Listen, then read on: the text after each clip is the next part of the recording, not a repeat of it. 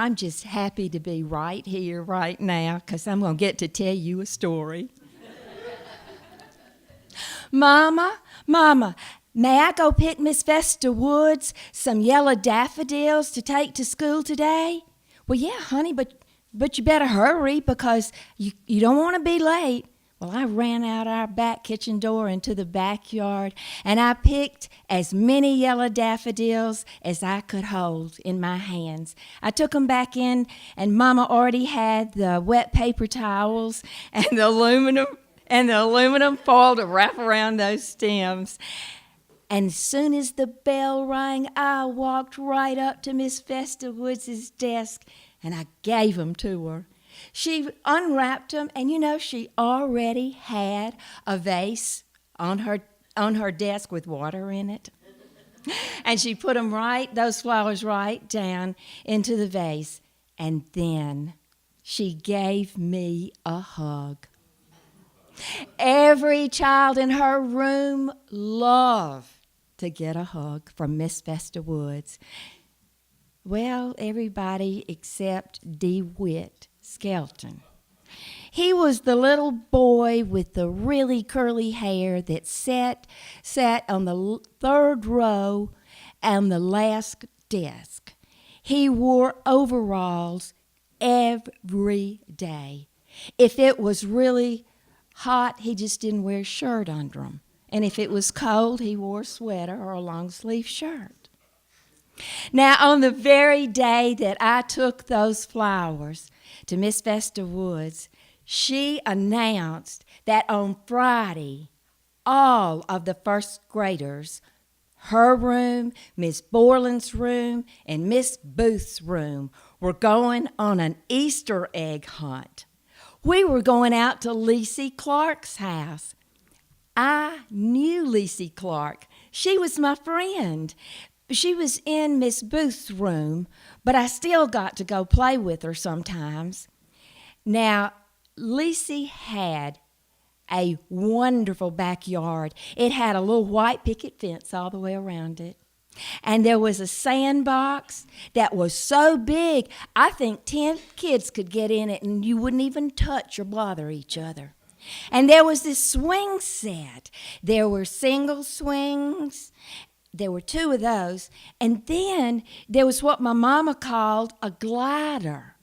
And 2 children could sit on one side on a bench and 2 on the other, and you could kind of glide back and forth. And on one end was a sliding board, and on the other end was a seesaw. Now, beyond the picket fence was just a great big old open field. And in the springtime, it would have yellow daffodils all over it. But the best part of Lacey Clark's house was her kitchen, because in her kitchen, she had a real Coca-Cola machine. It was just like the one at the service station and in front of the grocery store. It had this silver lever on it, and you pushed it down, then you opened the door, and you pulled out your Coca-Cola. You didn't have to put money in it. The first time I went to Lacey Clark's house and I got home to my house, I told my daddy, I said, "Daddy, Lacey has a real Coca-Cola machine in her kitchen. You don't have to put money in it. Would you get one for our kitchen?" He said, "Baby girl, Mr. Charles Crockett Clark owns all of the Coca-Cola plants in this part of Mississippi. And your daddy's just a cotton buyer. I don't believe we'll be getting a Coca-Cola machine in our kitchen."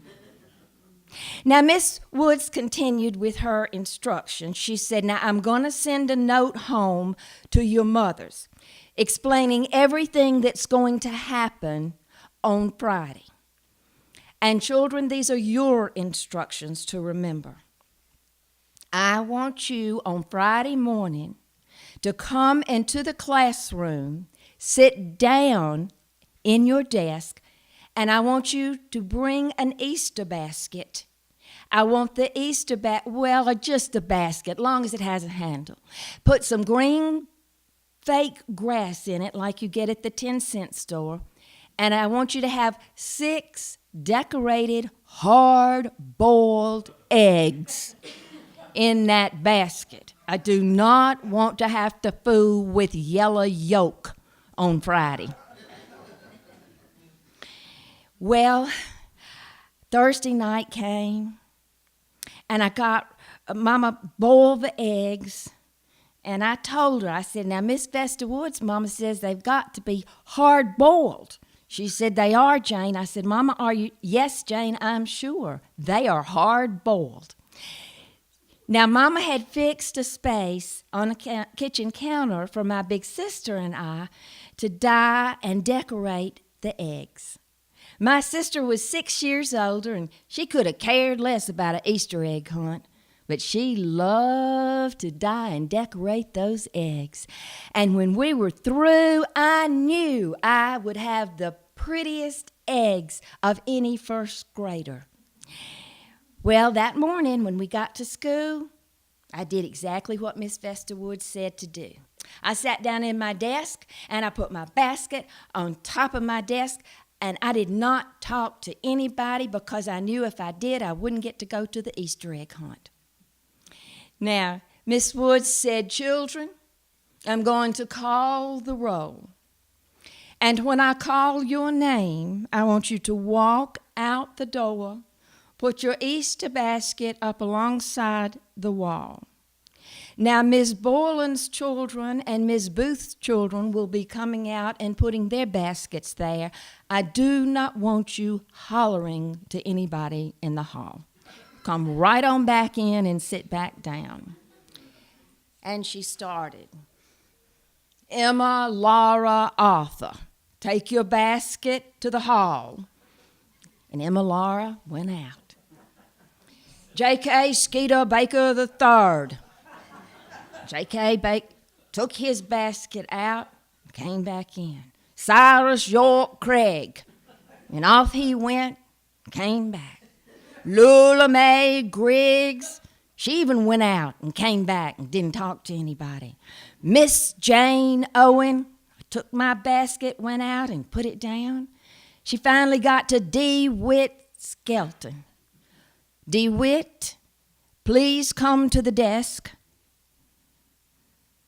I ain't got no basket, Miss Woods. Well, none of us were surprised that DeWitt didn't have a basket. He never had paper, pencils, scissors, crayons. He didn't have a Christmas card for anybody at Christmas or at Valentine's Day. Miss Woods said, DeWitt, you have an Easter basket. Come to my desk. And he did. You know, he always walked with his head down, kind of shuffled.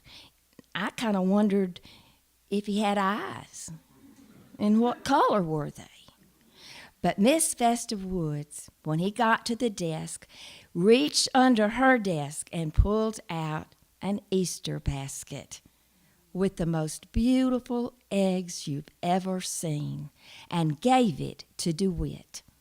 You know, Miss Vesta Woods always had exactly what DeWitt Skelton needed.